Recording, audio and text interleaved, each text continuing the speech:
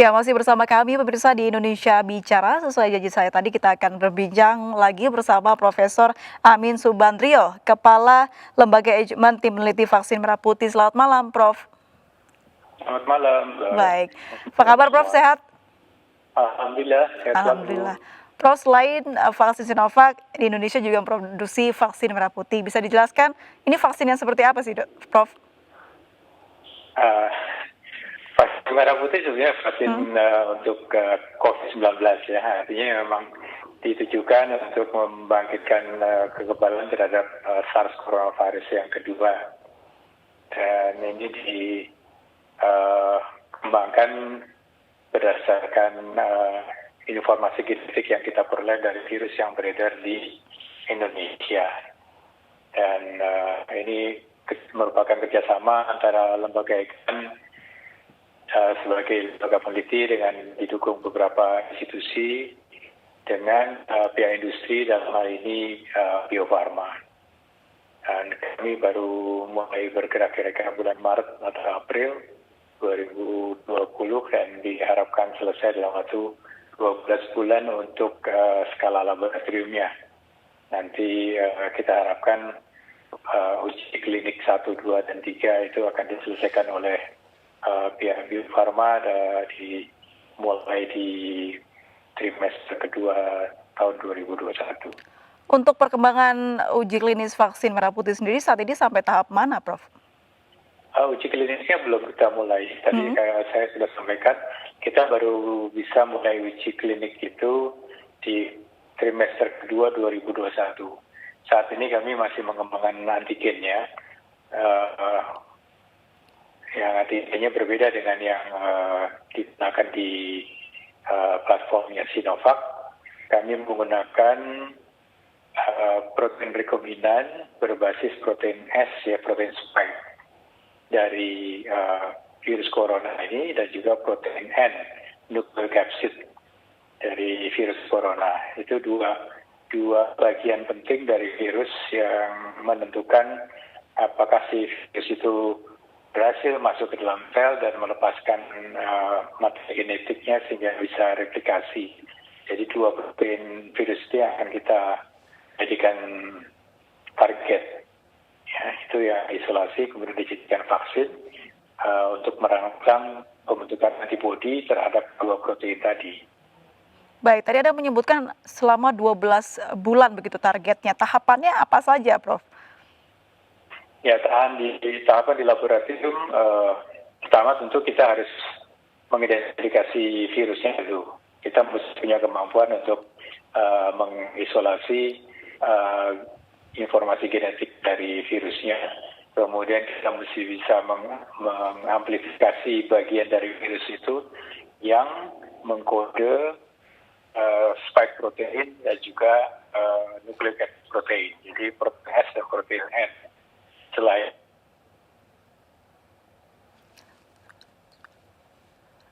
gen tadi, cloning itu artinya diperbanyak untuk bisa dimasukkan ke dalam satu sistem ekspresi namanya. Sistem ekspresi itu maksudnya dengan dimasukkannya kedua gen tadi, maka si sel dari sistem ekspresi itu akan memproduksi protein yang kita inginkan.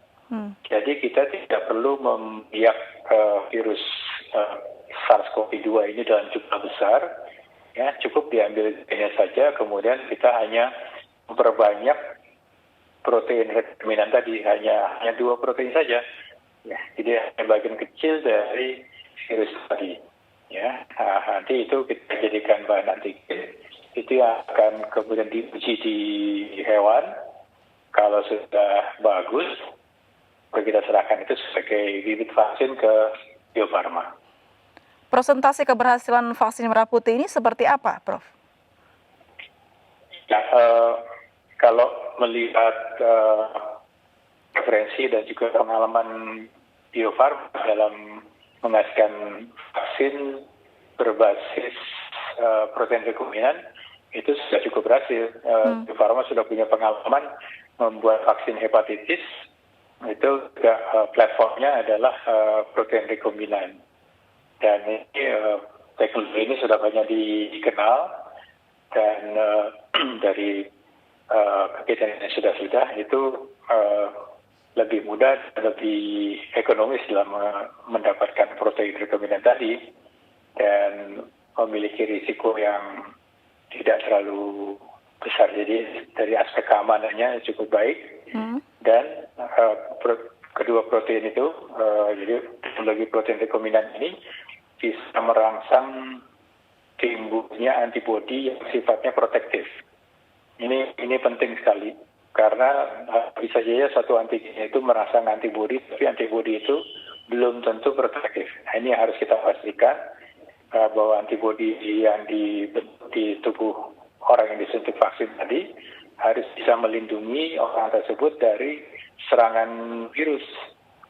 Ya, dan itu kita sudah pelajari beberapa center yang sudah punya pengalaman lebih dulu dengan menggunakan platform yang sama, ternyata efektivitasnya cukup tinggi, bahkan sangat tinggi, dan faktor keamanannya yang penting adalah tidak menimbulkan reaksi, salah satunya adalah yang kita sebut sebagai antibody enhancement atau immune enhancement. Itu tidak berisiko tersebut begitu ya Pak ya? Ya. Baik, apakah ada kendala selama pengembangan proses vaksin merah putih ini? Kendala yang kami rasakan dari segi teknologinya sebenarnya hampir tidak ada kendala. Kami sudah punya pengalaman, sudah punya orangnya, para peneliti muda di Eijkman, kemudian peralatan basic juga sudah kita miliki. Kendala yang kami rasakan utamanya adalah ketika kami harus mengadakan beberapa reagensia atau peralatan-peralatan pendukung dari luar negeri. Dalam era pandemi seperti ini terasa sekali ada hambatan, sehingga yang biasanya kami mendapatkan itu dalam waktu 2 minggu, ini kami harus menunggu 6-8 minggu. Itu yang menyebabkan beberapa kelambatan. Kalau fungsi dari vaksin merah putih ini sendiri, Prof, apakah betul sebagai backup dari vaksin Sinovac? Mungkin sebaliknya ya. Jadi justru jalur utamanya, artinya mainstreamnya adalah vaksin merah putih ini. Diharapkan bisa mengcover setidaknya 50% dari kebutuhan vaksin Indonesia.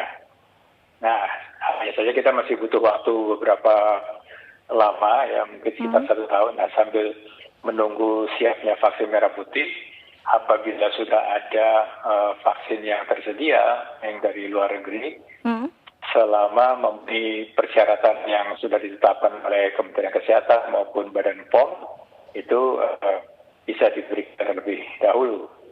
Ya. Baik, dari segala perbedaan yang Anda sebutkan dari vaksin Sinovac dan juga vaksin merah putih, sebenarnya kualitasnya lebih baik mana sih, Prof? Kita belum bisa membandingkan dari aspek kualitasnya, karena itu perbandingannya relatif ya, dan juga belum tersedia kedua produk itu secara bersamaan. Jadi belum bisa dilakukan uji pembandingan antara kedua produk tadi.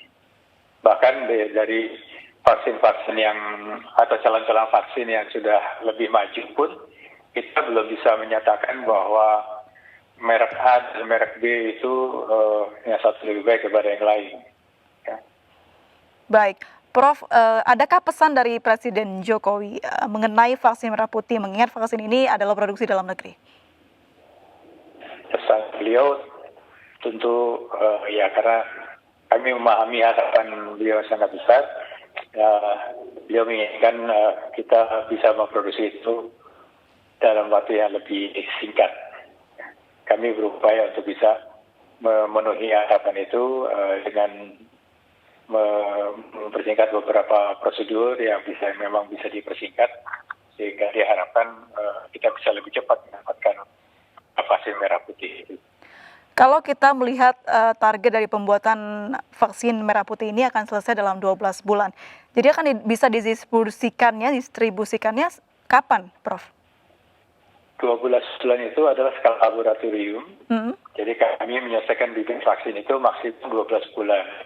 Jadi paling lama Februari atau Maret 2021 kami bisa menyelesaikan bibit vaksinnya dan kemudian akan diproses selanjutnya oleh industri, oleh Bio Farma. Nah, apabila semuanya berjalan dengan baik, diharapkan penyuntikan pertama ke manusia itu bisa dilakukan di trimester kedua 2021 dalam bentuk uji klinik, uji klinik fase 1. Baik, itu untuk penyuntikan pertama. Berarti kalau diperkirakan jika tahapannya sesuai dengan vaksin Sinovac bisa tahun 2022 ya dok ya? Betul, jadi kami tidak menginginkan untuk mempersingkat terlalu ketat ya, artinya kami tidak ingin meniadakan prosedur-prosedur yang memang harus dilakukan pengujiannya, karena kami ingin memastikan bahwa produk vaksin merah putih ini memang efektif menghasilkan antibodi yang protektif dan di sisi lain juga aman. Karena ini akan dipakai oleh jutaan orang Indonesia, sehingga kami harus memastikan kedua hal tersebut. Baik, Prof, kalau kembali lagi kita menanggapi pertanyaan masyarakat mengenai seperti apa keamanan vaksin yang dibuat secara singkat ini. Sebenarnya kalau dari ilmiahnya, wajar tidak atau aman tidak pembuatan vaksin secara singkat ini, Prof? Ya, sesingkat-singkatnya tentu saja faktor keamanan itu menjadi kunci nomor satu. Nah, selama otoritas menganggap bahwa uji yang dilakukan itu sudah menunjukkan keamanannya, maka izin itu bisa diberikan dalam waktu yang lebih singkat. Jadi contohnya misalnya diharuskan diuji pada 100 subjek misalnya, tapi baru 50 kemudian tidak ada keraguan lagi, semua 50 menunjukkan hasil yang baik misalnya. Nah, itu bisa diputuskan oleh otoritas bahwa ini vaksin ini memang sudah memenuhi syarat. Tapi kalau misalnya 50 itu masih banyak keraguan, tentu harus diselesaikan menjadi 100. Jadi tergantung dari situasinya. Itu yang disebut sebagai proses perizinan interim ya, sifatnya mempersingkat prosesnya kalau memang semua data sudah mendukung bahwa ini aman dan efektif. Baik, Prof, saat ini kan Sinovac dalam masa uji klinis tahap 3 di mana sudah menyuntikkan kepada relawan begitu. Anda sebagai ahli vaksin sendiri, seperti apa resiko terparahnya suatu vaksin diuji cobakan kepada manusia? Saya kira itu sudah dilalui, artinya fase 1 dan fase 2 itu tujuannya untuk melihat kemungkinan yang terjadi pada sekelompok orang yang jumlahnya kecil, justru faktor keamanan yang akan dilihat. Bahkan sebelumnya waktu masih fase preklinik itu juga sudah diamati. Jadi kalau kita sudah masuk fase ketiga, yang diamati mungkin lebih banyak faktor keamanan jangka panjangnya.